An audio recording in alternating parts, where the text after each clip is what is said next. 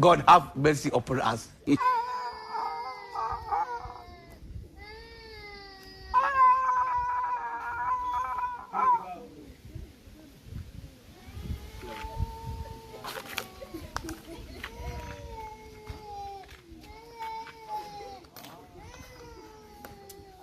Sema hapa na hela kubwa. Kwa labda tuende hivi tufanye shughuli zetu, tutakaporudi tutamfikishia, maana hapa na hela kubwa.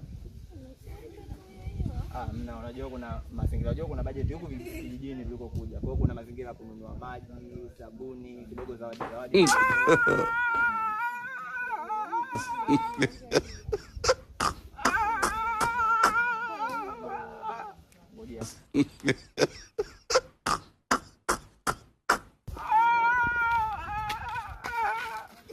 Blaza, mimi chanji nani pata tenda kuelewa.